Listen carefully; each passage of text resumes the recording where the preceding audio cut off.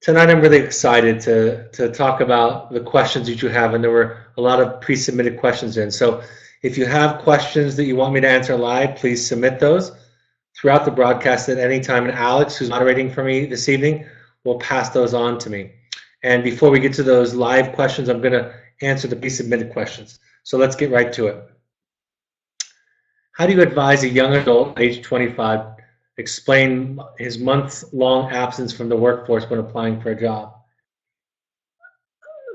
I mean, you can be very vague. You can talk about studying far away, some kind of educational leadership experience. I know people have used that as an example, that they went for an outdoor leadership experience, and there's truth in that, right? That's a true aspect of what we do, is teach people about self and leadership and communication.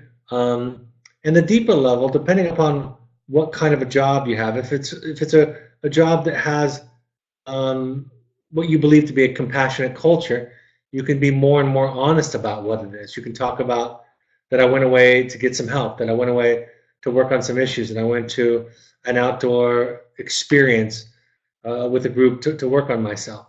And you get to decide where along that continuum you speak. You can be as vague as you want, or you can be as specific as you want. And of course, I know for me, and I might be an exception to the rule, I value when people go away. And a lot of people that go away to rehab for existence or for treatment talk about it in public. And so that's something for you and your 25-year-old to work out, and you can keep it to the vague all the way to the specific. It's my experience, and it's probably the water that I've been swimming in for 25 years, that it takes a great deal of courage to ask for help and to be honest with yourself enough to say that you need help. So in that respect, a lot of times that's going to add, for me, an advantage, a leg up when compared to other people. And I'll share this small little anecdote. A lot of clients and students in the past have actually used their Evoque Wellness Therapy experience as something they would write about on their college essay. I know when I got into a college, and I got into a very, very conservative college, in fact, one of the most conservative colleges in the United States, and I talked about my struggles and my stint at treatment when I was a teenager, leading up to my young adulthood.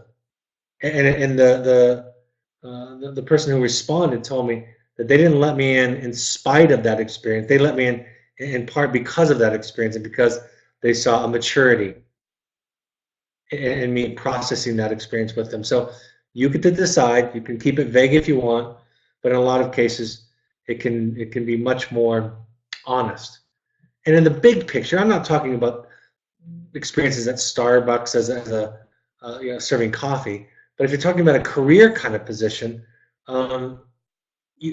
ideally you want to think about, do I want to be in a culture that doesn't recognize that kind of courage and that kind of growth? So that's the question for your son or daughter to ask themselves. How can family members, immediate and extended, help the young adult sustain the gains he has made at Evoque? That's a common question for siblings and for others. The best way I think you can support them is learn a little bit about what they're learning about. Invite family members to some of the podcasts or the webinars that you've really appreciated. Ask them to read something that your son or daughter is reading, or something that you've read. The more that they can step into the child's world, young adult or adolescent child, the more they can step into their world and be open, even vulnerable ideally, the better it is. The client or the student at Evoque doesn't want to be the only project, right? They don't want to be the only person that's vulnerable, that needs help. And so the more people around them can be open and vulnerable to the process, learning, at least learning, and ideally going to a deeper level and saying, gosh, I really got a lot out of that book, or I listened to a couple of podcasts and I got a lot out of it, and started looking at myself and realizing I could learn and grow from this. That's the best way, is join on a parallel journey with them as much as possible, right? That's ideal. Join on some kind of, it doesn't have to be to the depth and breadth, perhaps, that the Evoque graduate is going through and will be going through. But it would be nice for them not to be alone on this journey. That's the best thing. If nothing else, stepping into a little bit of that outside of your comfort zone, you'll have some sense of the vulnerability that the Evoque client has experienced, right? If it's uncomfortable for you, if you don't think you need it, those are the same kinds of sentiments that the Evoque client and student have expressed, right? I'm uncomfortable. I don't really need this. And so if nothing else, you'll have an appreciation for what they've been asked to go through. Walking into an Al-Anon, a CODA meeting, even an AA meeting, can be fantastic examples of trying something like what they've tried, learning what they're learning. Open yourself up as much as possible to your own process as you do it. That would be helpful. What percentage of time is Evoque accurate in assessing the readiness of clients to transition out of wilderness? I.e., the client just says what the therapist wants to hear so he can leave the program. It's a great question. I mean, the first answer is we're accustomed to clients and students who are capable of saying the right things. Oftentimes, not always, but Evoque wilderness therapy is not the first intervention, right? We're oftentimes a really good fit for somebody who's therapy savvy, for somebody who's had outpatient or other traditional therapies, and it hasn't really taken hold for them.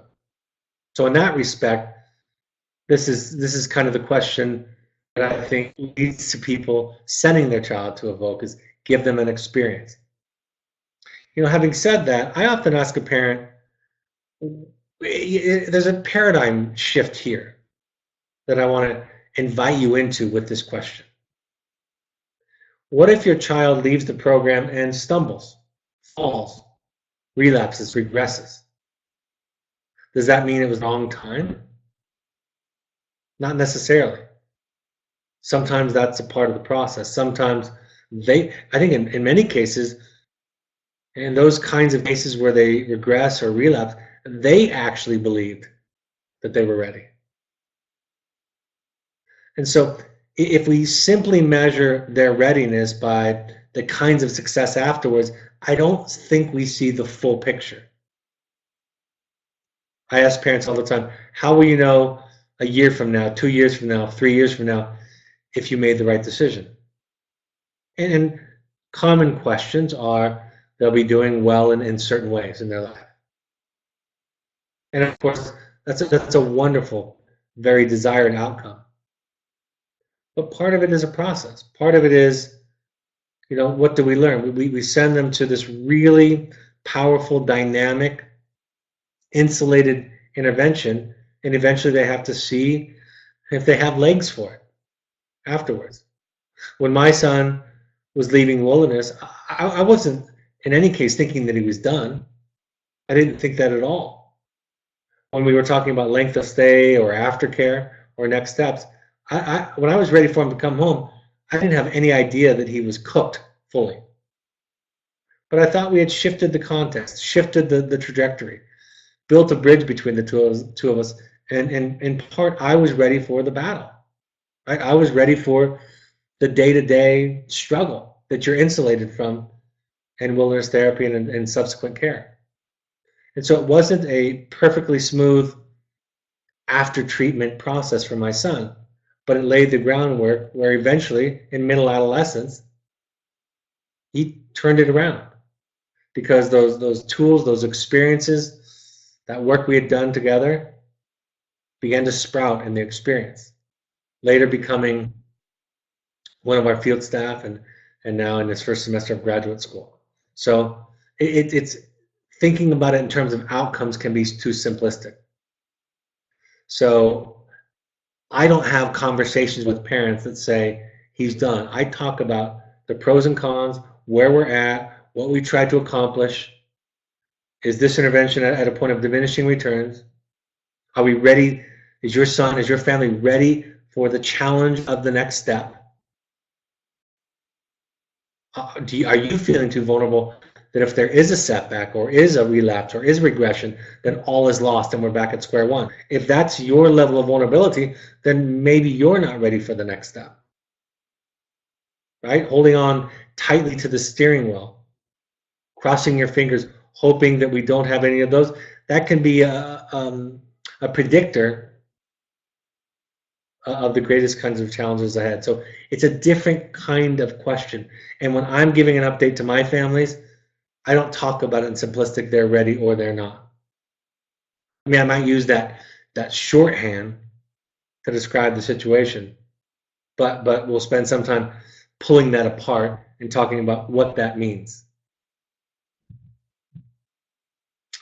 Our family initially looked at wilderness as a stopgap measure, a place to place our teen while we figured out what would be next for him. We have come to realize it's a critical part of his therapeutic journey, but it's hard to understand or articulate why. If a person, in this case a teen, suffering depression embarks on a therapeutic journey towards an understanding of themselves and improved mental health, why do you think wilderness is such an important piece of that journey? In other words, what does wilderness add that other therapies cannot? For example, working with your child as an outpatient so they can remain at home. That's a big question. I would refer you to the webinar on where I talk about the efficacy of wilderness therapy and the nomadic model, the primitive living nomadic model, because I spent a whole hour talking about what wilderness therapy does, but I'll hit some of the highlights. It's a different context, and contexts matter. New contexts are in some ways the only way that we can see the context that we're in, right? I quote an author who says, I quote somebody who says, the fish is the last one to discover water. So wilderness is such a different context. The experiential aspect of it adds to access and treatment and healing of things that are unconscious or preconscious. And not just the experience of hiking and camping, while those are important aspects, but also the small communal group living, right? All of that adds. There's nowhere to escape the trials and challenges of wilderness primitive living. So the context is very different. Even for myself right now, my son went on a 30-day wilderness trek this summer, still on that trek, coming home this Saturday, my younger son. And we had done outpatient therapy before with some of his challenges, but I can't tell you how quickly the quality of conversation changed from all those outpatient experiences. And I'm not sitting here thinking everything is cured, there will be no problems, that I take everything he says in his letters at face value, but the depth, the breadth, the level of discourse is dramatically improved. Right? The lessons are cemented and reinforced in the primitive living trek experience that he's going through. In his case, it's in another country. So those are some of the answers. Again, I would encourage you to go to the recent, maybe a few months back, podcast webinar where I talk about the efficacy, right? What wilderness, primitive living, nomadic therapy is and how it works and why it's effective. I'm looking for ways to understand, another parent says, why wilderness works as a piece but not all of a therapeutic journey. A wonderful complement to the next question. Because while wilderness is dynamic, provocative, why wilderness is impactful, dramatic, while it does the things that I just described, some kind of support afterwards is important. Let me go further to say this. I run therapeutic intensives for individuals and families, right? Adults, any kind of adult, and also families. And many people talk about how absolutely powerful and profound those experiences are. But let me be clear, and I'm talking about parents of students, if there's not follow-up, if there's not an aftercare plan of some kind, the returns or the maintenance of the gains that were realized is going to be limited. I will attest dramatically, passionately to the intensives that I've participated in. And I've been to about 7 or 8 so far myself as a client. The first one dating back to 2010. But all along, I've been going to my own personal therapy. So it's because you never arrive. It's because support is important to maintain, to reinforce, to digest, to remind one of the gains that are made. And the more challenges there are, like with some of our students and clients, the more need there is, the more that structure and support is going to be. So I haven't been in residential treatment since my intensive, but I've been to a lot of therapy, and I go to an intensive every year, along with weekly therapy. What about a daughter who is always dressed as a boy, but won't discuss it with me? She doesn't yet seem attracted to either gender at age 16. She has friends of both genders and seems socially active. What a wonderful question. I think it's important to ask a few questions. Is there something that you're doing that makes it scary to talk to you? Do you have an agenda? Is it your need that is being addressed here, right? You need them to talk to you, so you need to know.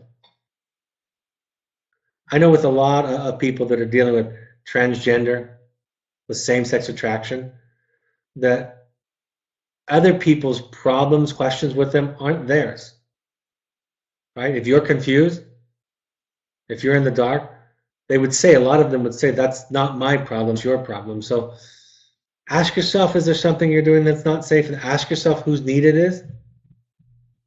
Ideally, you communicate an openness, a support, a structure, an invitation, and then you let go of the agenda.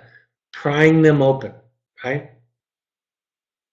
Knocking down their wall to get inside because you feel anxious, that's not going to make them feel safe. The old adage of it's not appropriate to out somebody of their closet, to out somebody else, right? That a person comes out of their closet when they're ready. It goes along with this. She might not be ready. Make yourself safe. Provide a welcoming invitation for the kind of discussion, and then make sure that you're managing your anxiety and you don't make them responsible for it. They don't need to clarify things to you so that you feel comfortable. In my own experience having a transgender child, it's been a practice to hold very lightly and to not really give a lot of value to the sexual attraction, to which gender, to which identity, right? I have to change my construct, right? From, what gender you are and who you're attracted to is fundamentally important at a primary level in defining yourself to, it's your journey. It's your process. And my need for it to fit into certain categories and timelines is, where I came from, but may or may not be true for you. Additionally, parent asks, can you offer suggestions for families who are at home feeling guilty for sending their child away for therapies?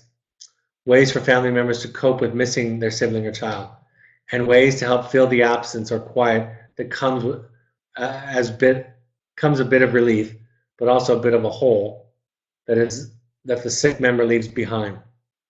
As they weren't always sick and were sometimes, even in their sickness, still the joyous, goofy, sweet child that they were before the illness took hold. There's a couple of resources here.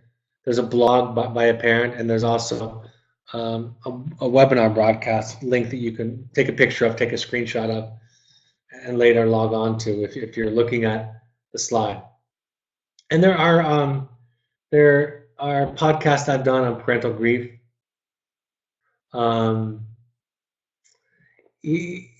Part of it is talking to others who have been on this journey, who are farther along, asking them. That's why we started the mentor program at Evoque, so that you could talk to other people during the early vulnerable pieces of your journey and learn and get comfort from them. I think in some ways that's the best source of comfort compared to somebody who's a professional, right? Although I've been through the process, a couple of times now. It's also something that I do professionally, and so talking to a peer can be very helpful. So talk to your mentor. Go to parent support groups. You know, I have a different perspective having worked as a professional in this field. But even recently, when we decided to send my son on this trek for the summer, leading up to it, there was some anxious anticipation, some doubt and question. And of course, after a few weeks, we looked at each other and said, my wife and I looked at each other and said, isn't it amazing how obvious this is now? How perfect the intervention seems right now, and how early on we didn't know. So I get it. Even working in this field for 23 years plus, I still can empathize with the trepidation, the hole, the loss, the grief. All of that is real. So talk to others, share it, talk to people that can listen, that understand. You have to surround yourself with those kinds of people. Look at some of the podcasts and webinars that talk about this kind of thing. Look at this blog that is posted on the screen from another parent. I also wrote a blog about Will My Child Forgive Me? Look at my blogs and look that one up, because that speaks to some of the guilt. You know, guilt is an insidious part of our lives. Guilt tells us to do the wrong thing as often as it tells us to do the right thing. Guilt is not a reliable source of moral authority. Many parents, the majority of parents, who tell me that at times, in certain situations, they knew the right thing to do and didn't do it. When I asked them, why didn't you do it? They said, because of guilt, right? We're wired from our own childhood to believe that when somebody's upset, it's our fault, it's our problem, we did something wrong. So we carry that wiring, because that's how our parents raised us, into our parenting. So when our child is upset with us, when our child is hurting or struggling, and part of it is, right, part of it is just the aspect of being a mother or a father, right? It's how we're wired. It's how we protect our children from serious harm. So you combine all of that, and we start to get confused about what's the best thing. What's the cure? What's the most the healthiest thing that we can do for ourselves and for our children? So those are some of my thoughts about that. All right, I'm happy to take any live questions. The first question is, how much experience does Evoque have with computer game addiction? How does game addiction differ from other addictions, and is there a different treatment plan for computer game addiction? Some groups actually specialize in it for many years. So it's very common, and a lot of the groups that specialize in general addiction, including game addiction, process addiction is what this is called. There are very parallel tracks, right? Sex addiction, gaming addiction, gambling addiction, all of those are process addiction. You're not ingesting a substance. And so there's an extraordinary amount of overlap. Some addictions are very difficult, like food addictions, because you actually need food to live. And sex is a part of a healthy life and full life. And playing games is okay, and being on the internet is okay. So in 90%, somewhere between 80 and 90%, the treatment plan and the process is the same. If you were to go to a gambling addiction 12-step meeting, a GA meeting, you would hear the same steps, the same process. If you were to go to a treatment center that only treated addiction, many of the people that had process addictions would be in the same classes, the same groups, the same experiences. So most of it's the same. And then there are unique aspects.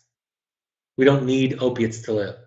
We don't need alcohol or cocaine to live, right? And those things can be immediately deadly. And the physiological addictive aspect of it is unique, and so forth and so on. But often the brain, the wiring, most addicts, most who identify as addicts, don't limit it to drugs and alcohol. They know. Talk to people who are going to AA and NA who are in recovery from addiction, from substance abuse addiction, and they will tell you, I'm prone to all kinds of addictions. So there's much more that they have in common than they are different. And we have a tremendous amount of decades of experience in working with it amongst our therapists. My son attended Evoque for 4 months and is now in aftercare. He has a profile not unlike the shooter in Florida, who also spent 4 months in Utah in a Utah wilderness program. My son turns 18 in January. He still believes he can play video games moderately when he gets out of aftercare. How do you suggest we address his desire for access to video games and relapse to addiction if it occurs after he's 18? You know, these experiences are frightening when we have these well-publicized news events. And like this parent says, there was the shooter at the gaming convention or the gaming event in Jacksonville had spent time, not in our wilderness therapy program, but in another one as part of his treatment earlier in life. And so first I want to reassure you a little bit that that program and we have dealt with tens of thousands, between us probably over 100,000 clients. And those who commit this kind of act are a minuscule percent. So a little bit is to kind of manage the anxiety and not project too much. But you ask a fair question. And what I would suggest is you have clear boundaries. You have clear statements about your truth, but you don't get into a power struggle. And it's too complicated of a question to answer all of the ins and outs of, but keep your boundaries clear, work on your codependency, don't make his project your project, and leave the lines of communication open, right? If your anxiety is too high, if you project too much out in the future, you're not safe for him to talk to. I refer people to this TED Talk often, but go look at the TED Talk. Just Google addiction and rat park. RATPARK. Addiction and rat park. And watch the TED Talk that comes up at the top. Yeah, it'll have millions of views, many millions of views. And they talk about how an antidote, right, a mitigating factor for addiction is connection with loved ones, connection with somebody.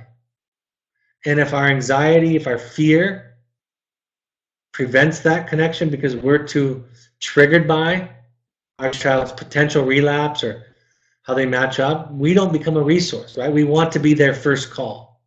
We want somebody they can talk to, and we want to be able to contain them, right? Hold them with patience and curiosity. And so that's why I always say, go make sure you're taking care of your anxiety, your fear somewhere else in an Al-Anon meeting or in therapy. So when you're with your child talking, you're not freaked out. Because if you're freaked out, if you're trying to control it, you're not a safe connection for them. So look at the TED Talk.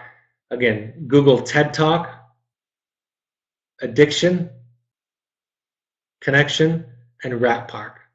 TED Talk, addiction, connection, and rat park. How do you all suggest initiating conversation as a sibling about Evoque after she comes back home?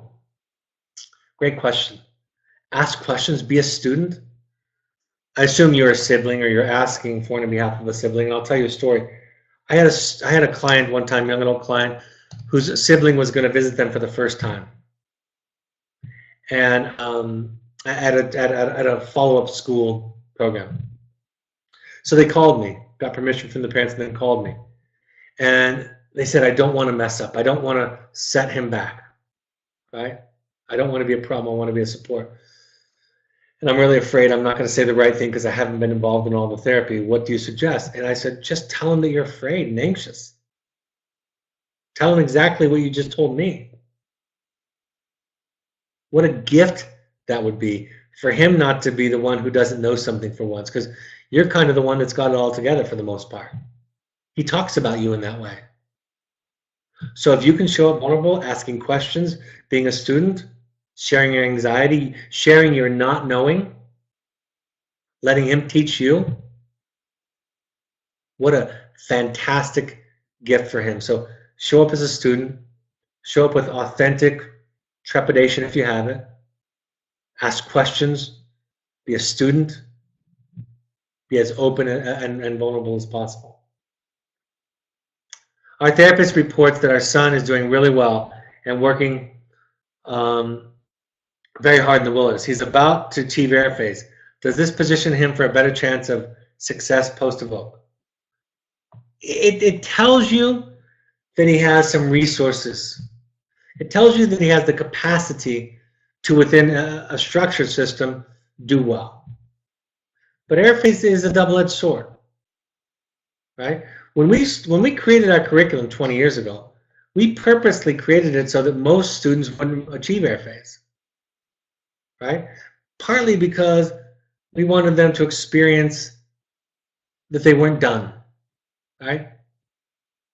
About 1 out of 7 or 8 of my clients, maybe 1 out of 8 clients of mine would get the air phase. And honestly, it was more of a challenge than it was a reward, because they had to guard against internalizing that as I'm done, I've arrived, I've done my work.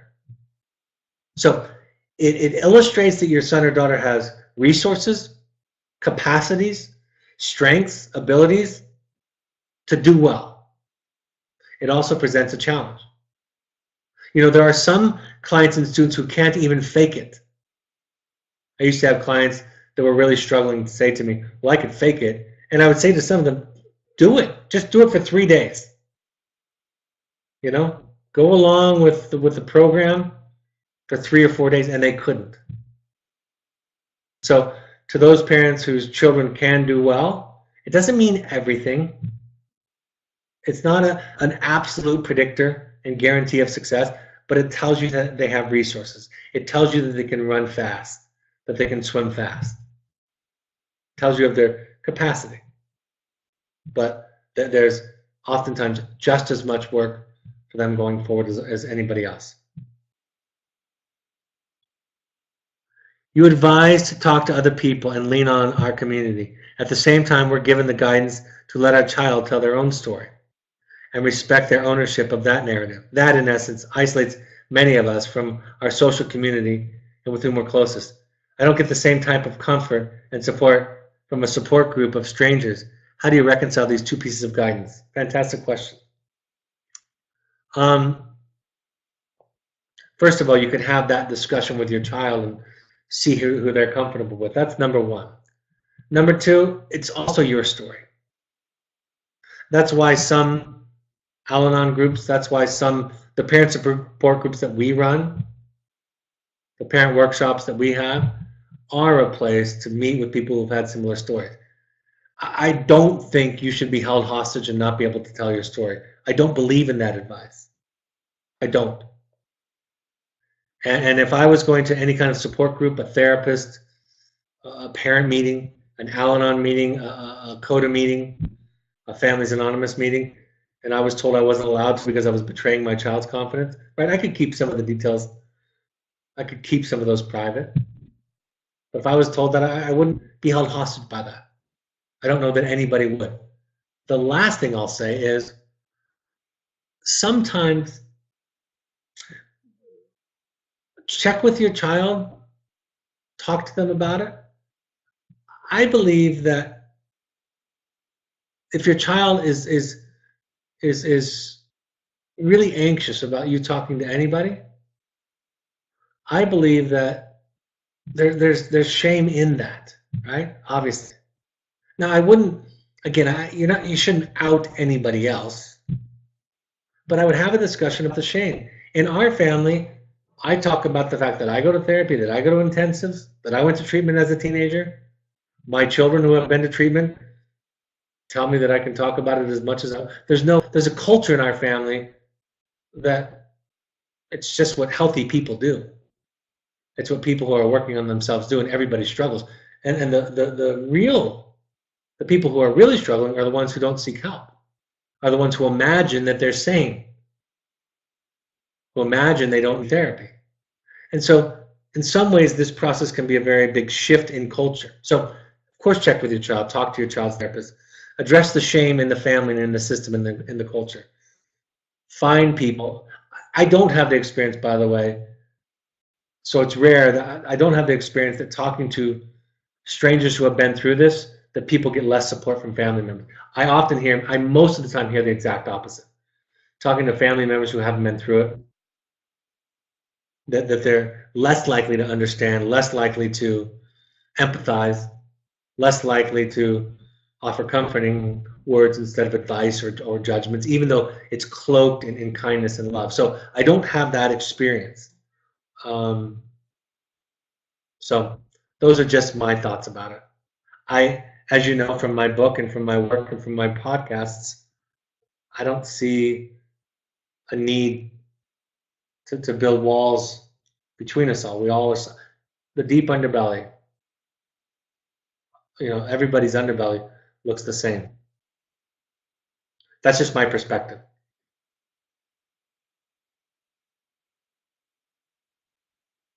All right. Looks like there are no new. I'll go over some upcoming events and announcements, and then I'll have a moment if any follow-up questions come. Like I was just alluding to, we ask all parents to attend 6 12-step support groups while their child is with us. If you're a family member, extended sibling, you're welcome to do that also. The more the merrier. Learn what it's like to walk into a room and to be scared, if nothing else. But deeper than that, listen to people who have navigated the waters where a loved one is struggling and see how they deal with it, how they've developed a new kind of sensibility. You can also go to NAMI.org to find free classes and resources in your area. All of these broadcasts are available on the podcast app on your iPhone. Just search Evoque Therapy Programs. If you have an Android device, you can download the SoundCloud app. And if you're on a computer, you can go to soundcloud.com and search Evoque Therapy Programs. Follow us on Twitter and Instagram for new content every day at Evoque Therapy. Follow us on Facebook by searching Evoque Therapy Programs. Find the Evoque Family Foundation on Facebook if you want to become involved in an organization to help people that can't afford treatment. And then, of course, our Evoque Therapy blog for upcoming content. My book is The Journey of the Heroic Parent on Amazon. We invite all parents, if possible, to come to a multifamily therapy experiential workshop at one of our sites. The next one is in our Oregon program at Cascades, September 22nd and 23rd. Contact Melanie at evoquetherapy.com for more information or to RSVP. If you want to do a deep dive into your own work, this is, in my opinion, the greatest thing that you can do to support your child. And in my opinion, it's a valuable part of my life. You can come to our Finding You experience October 17th through 21st is the next one. Also, we have private family intensives, custom intensives for families and couples. Our parent support groups, the upcoming ones, New York City will be there Monday, September 10th. I have an asterisk there because I just want to apologize. We scheduled this on Rosh Hashanah. My assistant, who does the booking, did not look at the calendar, the Jewish calendar. I apologize profusely. And we've recommitted to giving feedback to not make that mistake again. So for our Jewish families who are going to be celebrating Rosh Hashanah, I apologize profusely. We were thinking about canceling it altogether, but we have some that are coming. We have several that have RSVP'd. We'll be in New York City at CUNY on Monday, September 10th. I will be in Birmingham, Alabama, the last weekend in October. In Chicago on Tuesday, November 6th. In Philadelphia, Wednesday, November 14th. Email Melanie at evoquetherapy.com for more information or to RSVP to any of these. Evoque also has pursuit trips, adventure trips that are scheduled international. That's what my child is on right now, is a pursuit trip. So if you want to do that as a family or a young adult, think therapy light, sober fun, challenge, adventure. It's a wonderful process. Any other live questions? What are 3 books you recommend while our son is about? Well, my 3 favorite books, not counting mine. Parenting from the Inside Out, by Siegel and Hartzell. The Drama of the Gifted Child by Alice Miller. I Like the Dance of Anger by Harriet Lerner. It says it's for women, but I think it's great about setting boundaries. It's my favorite book about setting boundaries. If you want another book, I would say the Anatomy of Peace. So I guess that's 5, counting my book, The Journey of the Heroic Parent. That's what jumps out to me. All right, folks, thank you for joining us. Thanks for your questions. Thanks for your participation. Thank you for and on behalf of your children of your willingness to do your own work, to look, to learn, to be open to the process. That's, again, the great gift that you can give to them. Have a great week. I will schedule the next broadcast as soon as possible. Take care. Have a safe holiday weekend. Bye-bye.